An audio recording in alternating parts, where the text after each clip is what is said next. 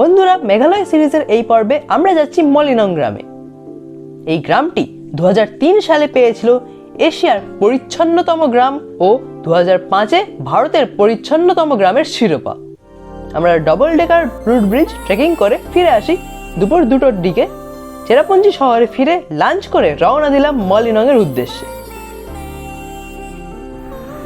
ওয়াকাবা ফলসের সামনে আমরা একটা রেস্টুরেন্টে এসেছি। এখানে লোকাল আমাদের ড্রাইভার রেকমেন্ড করেছে এটা। क्या और आलू फ्राई चिली और ये फिश कौन सा फिश है ये क्या? हाँ, रुई। Local fish. আমরা ট্রেক করে এখন ওয়াকাবা ফলসের সামনে একটি রেস্তোরাঁতে আমাদের লাঞ্চ করছি। আমরা দুটো চিকেন থালি নিয়ে আসি এবং একটি ফিশ থালি নিয়েছি উইথ এক্সট্রা ফিশ।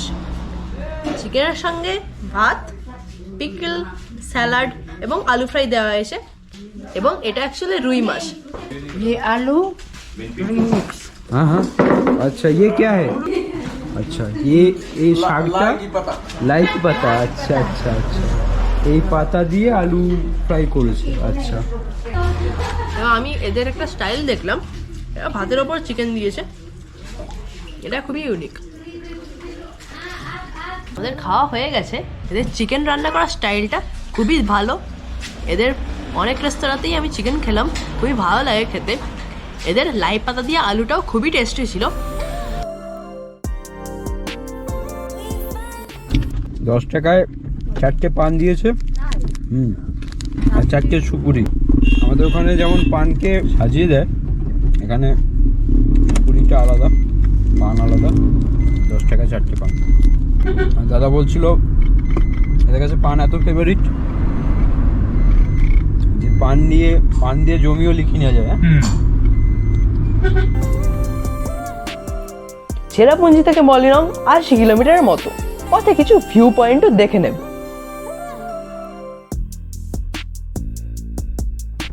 এই জায়গাটার নাম সুয়ের ভিলেজ। এই লোক পড়লো।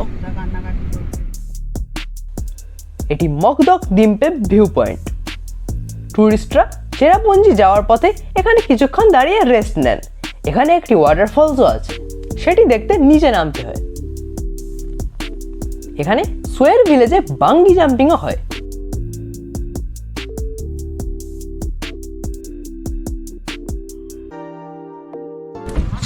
আমরা ফেরার পথে আরেকবার মকদক দিম্পে এসেছি। এখানে এখন পুরো ক্লিয়ার। আগের বার যখন এসেছিলাম পুরো কুয়াশায় ভর্তি ছিল। এখানে দূরে কিছু লোকেরা বাঙ্গি জাম্পিং করছে, এটাও দেখা যাচ্ছে। চারিদিকের উপত্যকাটা খুবই সুন্দর। আর ওইটা ভিউ পয়েন্ট।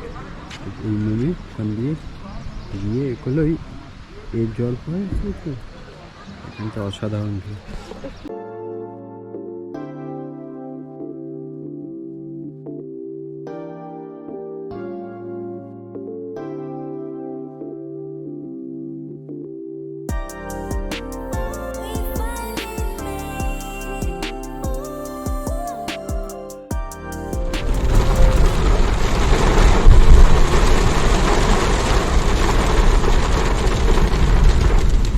সব পরিষ্কার ছিল, রোদ ছিল 5-10 মিনিট আগেও। এখন আবার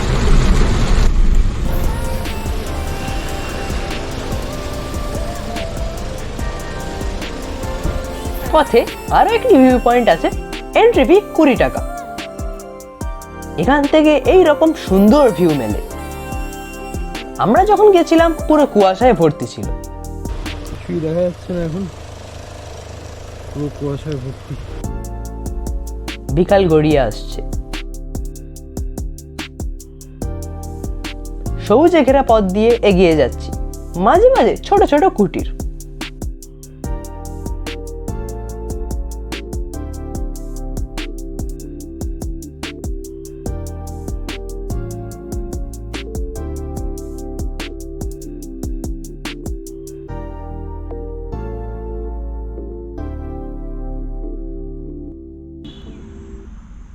ये এদিকে নৌহেটেও একটা ভালো পয়েন্ট আছে।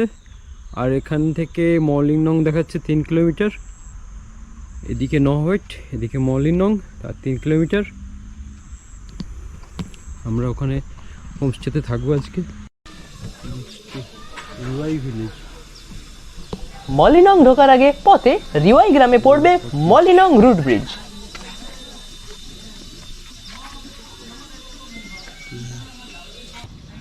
আমরা এখন অন দ্য ওয়ে টু মলিনং।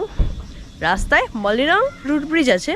হ্যাঁ, এখানেও একটি রুট ব্রিজ আছে, আমরা সেটা আগে দেখে নিচ্ছি। এটা যাওয়ার জন্য এখান থেকে 15 থেকে 20 মিনিট নামতে হয়। এই জায়গাটার নাম রিওয়াই ভিলেজ। এর পাশে আরেকটা ভিউ পয়েন্ট আছে যার নাম নওবেট ভিউ পয়েন্ট, সেখান থেকেও ভালো ভিউ আসে। সেটা এখান থেকে 2 কিলোমিটার দূরে।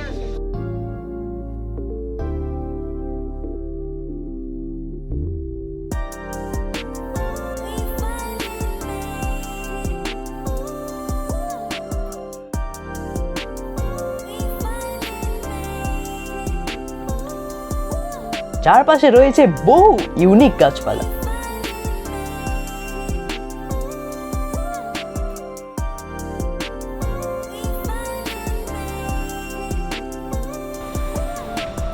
এখন প্রায় সন্ধে হয়ে এসছে, আমরা অলমোস্ট রুট ব্রিজের কাছে পৌঁছে গেছি।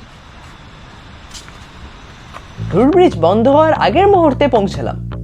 এই রুট ব্রিজটি পৌঁছাতে পার্কিং লট থেকে 500 মিটারের মতো হাঁটতে হয়, সময় লাগে 15 মিনিট। আমরা এখানে 40 টাকা পার পার্সন টিকিট কাটলাম। এখান থেকে দারুণ জোরে জলের আওয়াজ শোনা যাচ্ছে, কারণ নিচ দিয়ে একটি নদী যাচ্ছে। চলো। এটা আরো ওয়াইড। হ্যাঁ,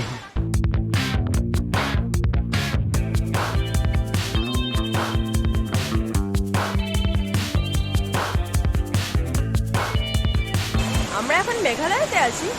মলিনং যাওয়ার পথে রাওয়াই গ্রামে আমি এসেছি মলিনং রুট ব্রিজে।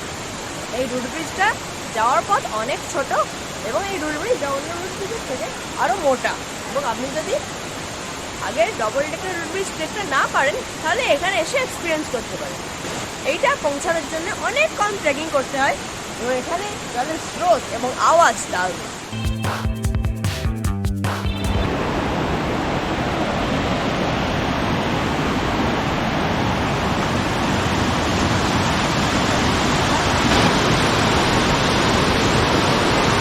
এখান থেকে দেখা যাচ্ছে যে গাছগুলো দিয়ে রুট ব্রিজ বানানো হয়েছে।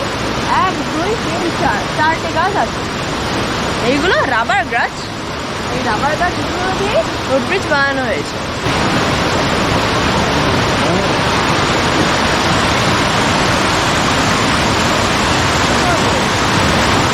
আমরা এখন মলিনং রুট ব্রিজের নদীর মাঝখানে যে পাথরে দাঁড়িয়ে আছি। এটি একটি এক্সিলেন্ট ফটো টুরিস্ট পয়েন্ট। এখান থেকে রুট ব্রিজের দারুণ ছবি আসে।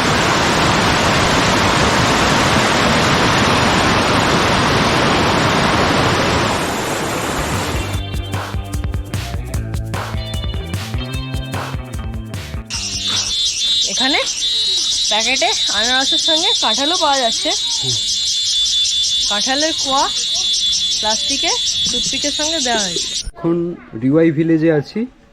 এখানে আনারস আমরা এর আগে ডবল ডেকারের ওখানে খেয়েছিলাম। ওখানে এই বড় বড়গুলো 200 বলছিল, এখানে 100 বলছে। এখানে 50 টাকায় পাওয়া যাচ্ছে। ইভেন এই ছোটোগুলো 30 টাকা বলছে। তো এখানে আনারস যথেষ্ট সস্তা। মলিনং পৌঁছাতে সন্ধ্যা হয়ে গেল। আমরা অন দ্য ওয়ে ফোন করে হোমস্টে বুক করেছিলাম। এখানে অনেক হোমস্টে আছে, আপনি এসেও বুক করতে পারেন।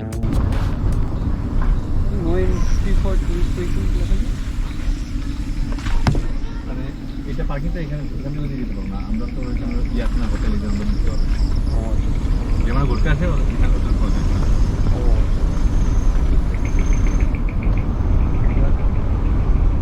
মলিনং ঢুকে গেছি। প্রথমে 100 টাকা হচ্ছে এন্ট্রি ফি দিতে হলো এখানে। হোমস্টে এখানে 1200 থেকে 1500-র মধ্যে পেয়ে যাবেন। প্রত্যেকটা ঘরেই হোমস্টে একটা করে। মলিনংয়ে আজকে আমাদের ঠিকানা এই অ্যান্ডি হোমস্টে।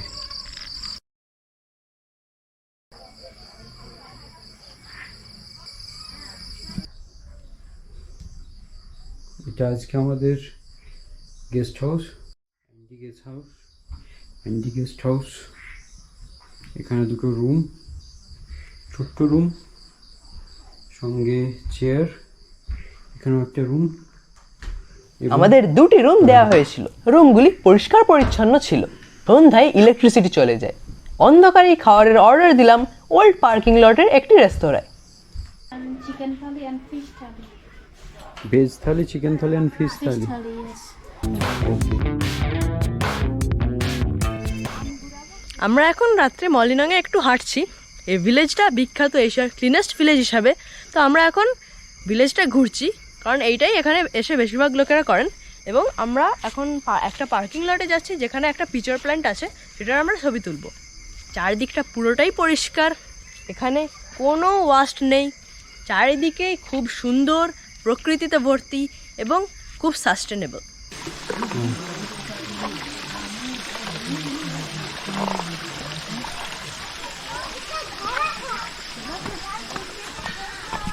নেপেনথেস খাসিয়ানা। আমি এখন মেঘালয়ের মলিনংয়ের নিউ পার্কিং লটে আছি। এখানে এলিজা ফুড কোর্টের সামনে একটি পিচার প্ল্যান্ট আছে। এগুলোর নাম নেপেনথেস খাসিয়ানা। খাসি হিলস থেকে এগুলোর নাম এসছে। এগুলো এক রকমের গাছ, যেগুলো পোকামাকড় খেয়ে বেঁচে থাকতে পারে। এই গাছটার ফুল। এখানে একটি ইয়েলো স্লাগও আছে, এটা শুধু মেঘালয়াতে পাওয়া যায়। এই গাছটাও মেঘালয়াতেই পাওয়া যায়। এটা একটি হলুদ স্লাগ। এটি এক রকমের প্রাণী, যেটা স্নেলের খুব কাছাকাছি, কিন্তু এদের পিঠে কোনো শেল বা ঘর থাকে না। হ্যাঁ, ভাবুন, একটি শামুক, কিন্তু তার পিঠে কোনো শেল নেই। স্লাগ। এটি একটি খুব ইউনিক গাছ, যেটা খুবই বিরল, এবং এইটা দেখে আমার খুব এক্সাইটিং লাগলো।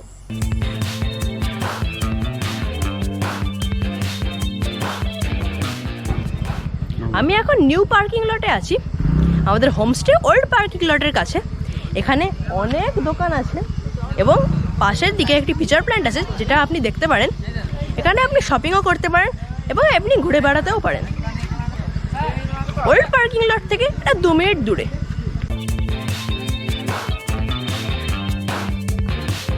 মেঘালয়ের বিখ্যাত আইটেম হলো বাঁশের বেতের শৌখিন কাজ। ব্যাম্বু। वो हैंडमेड है ना। 50 টাকা, দেখো এত খেতে চেয়েছে। আমরা আমাদের চিকেন থালি এবং ভেজ থালি পেয়ে গেছি। বাবা ভেজ থালি রুটি দিয়ে খাচ্ছে, আমি চিকেন থালি খাচ্ছি, জায়গায় বটবটি, আলু ফ্রাই, স্যালাড, ভাত এবং চিকেনটা দিয়েছে। এবং চিকেনের গন্ধটা কিন্তু ভেরি গুড। আমি বটবটি দিয়ে শুরু করছি। এগুলো খুবই হোমমেড খাবার, আমাদের সামনেই এখানে বানানো হয়েছে এবং ঘরের মতোই টেস্টি। এখানে অনেক হোটেল বা রেস্তোরাঁ নেই, গুটি কয়েক সাধারণ মানের রেস্তোরাঁ আছে, যেখানে আপনি ডিসেন্ট এবং বেসিক মিল পাবেন। এত সুন্দর গ্রাম। ডিনার সেরে আবার ঘুরতে বেরিয়ে গেলাম।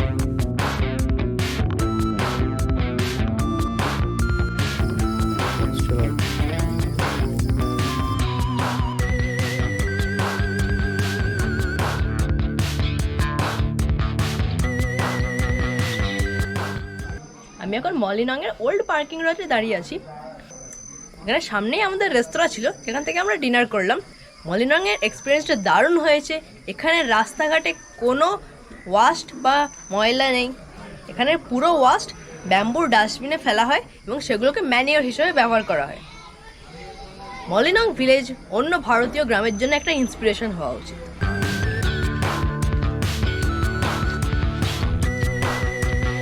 ভোর হতেই আবার বেরিয়ে পড়লাম। অর্কিডের সুসজ্জিত গ্রাম।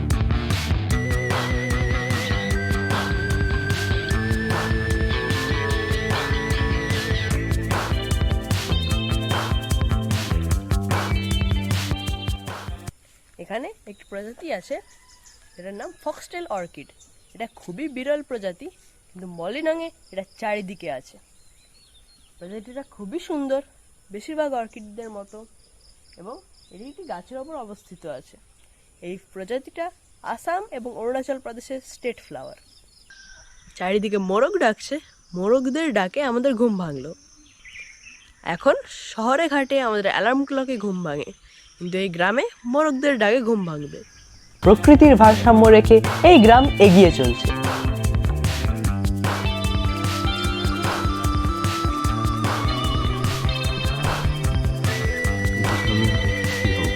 মেঘালয়ে গাছের উপরে ঘর বানিয়ে থাকার প্রথা আছে। এখানে তারই একটি মডেল তৈরি করা হয়েছে। এন্ট্রি ফি 20 টাকা।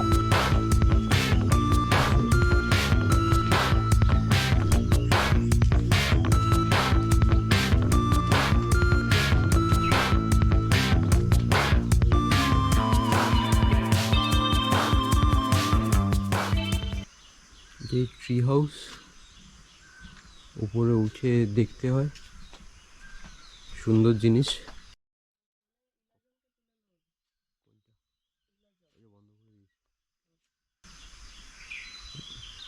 আমরা তো সকাল সকাল বেরিয়ে যাবো, দেখা যাক তার মধ্যে যদি খোলে নিশ্চয়ই দেখবো, ভালো আইডিয়া।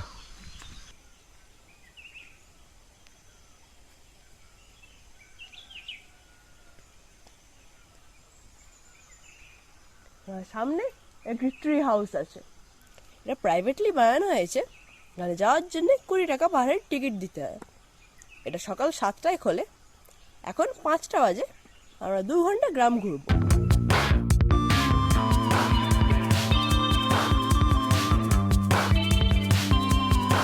ট্রি হাউস থেকে 100 মিটার দূরে আরেকটি পয়েন্ট, স্কাই ভিউ পয়েন্ট। গাছের উপর এখানে একটি প্ল্যাটফর্ম করা হয়েছে, যেখান থেকে দাঁড়িয়ে অনেক দূর অবধি দেখা যায়।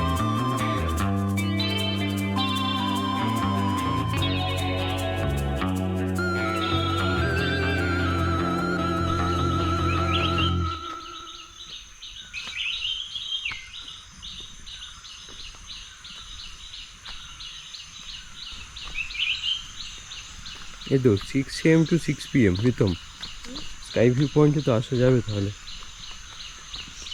6 AM to 6 PM আমরা একটু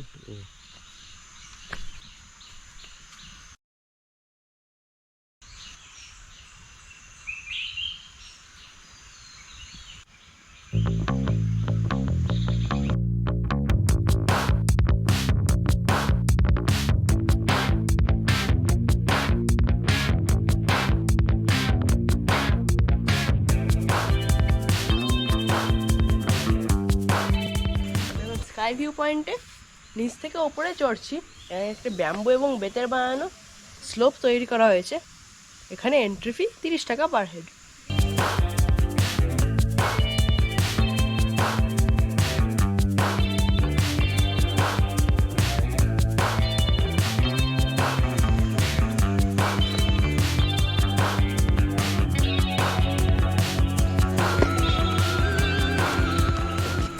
আমি এখন স্কাই ভিউ পয়েন্টের ওপরে চলে এসেছি।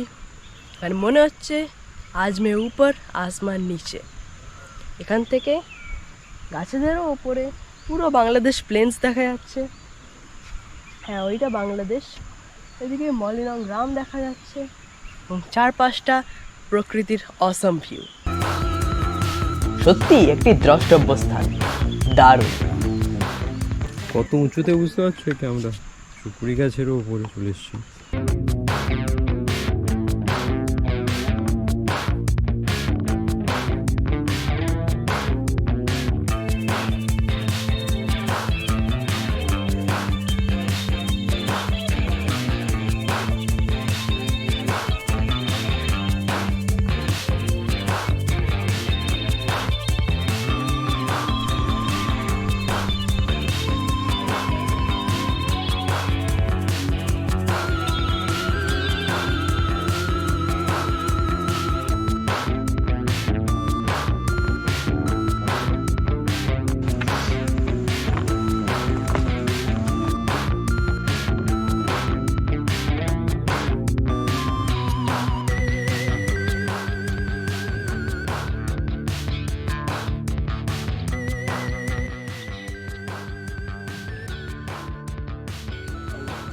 এখানে পাশে টিকিট কাউন্টারটা একটি ট্র্যাডিশনাল খাসি হাউসের মতো।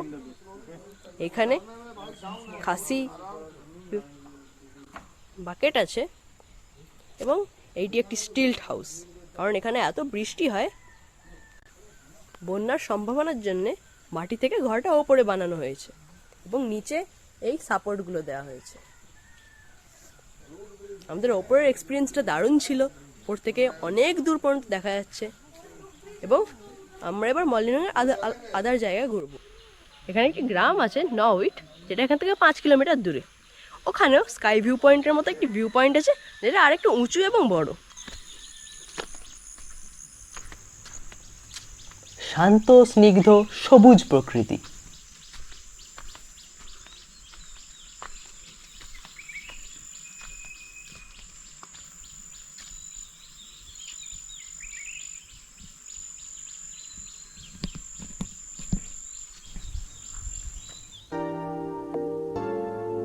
সকালে দিনের আলোয় আরেকবার কলসপত্রী উদ্ভিদটিকে দেখতে নিউ পার্কিং লটে চলে এলাম।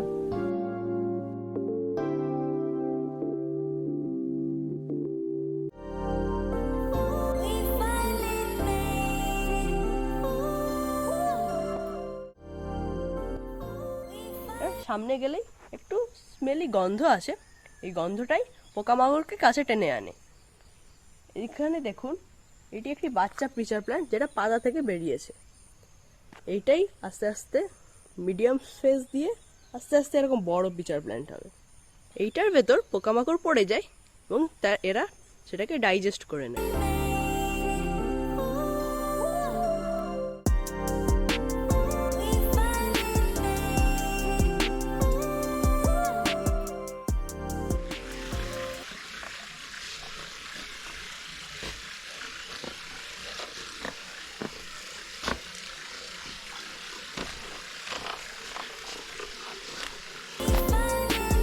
ট্রি হাউসের সামনে মলিনং চার্চও আছে, এটিও দেখে নিতে পারেন।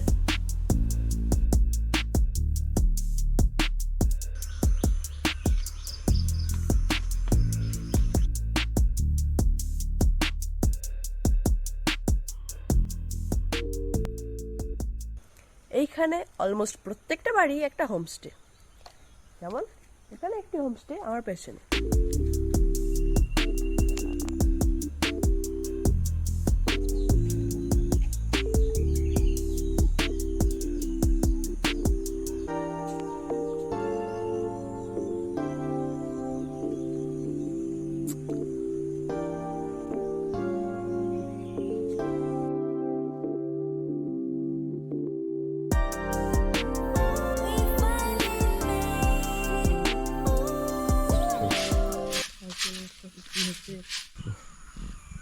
পরিচ্ছন্নতা এখানে একটি শিল্প।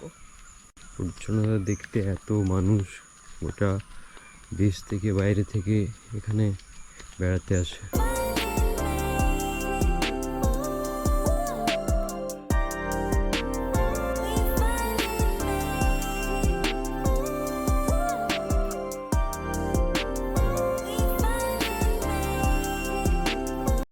দেখতে অপরাজিতার মতো, কিন্তু অপরাজিতা না। গ্রাম দেখলে মন ভরে যাবে।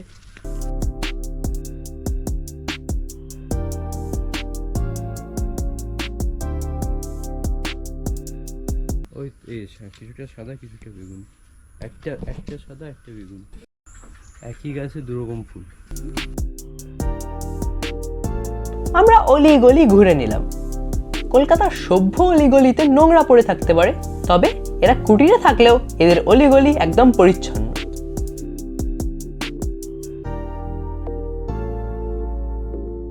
এটাকে বলা হয় গডস ওন গার্ডেন, যেমন কেরলকে বলা হয় গডস ওন কান্ট্রি।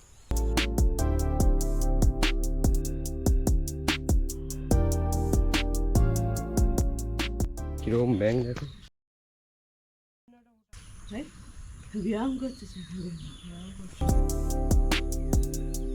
ব্যাঙটির রাক্ষসে দাঁতও আছে।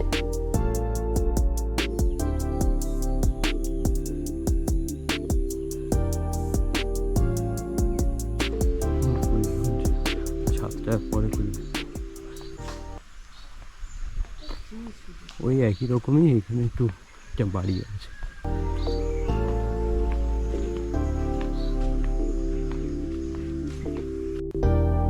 যাই হোক, সকাল 8টা নাগাদ আমরা বেরিয়ে পড়লাম।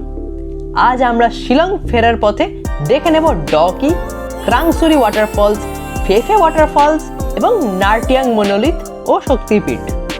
আমাদের ভিডিওটি ভালো লাগলে প্লিজ লাইক করবেন, শেয়ার করবেন এবং চ্যানেলটিতে সাবস্ক্রাইব করবেন।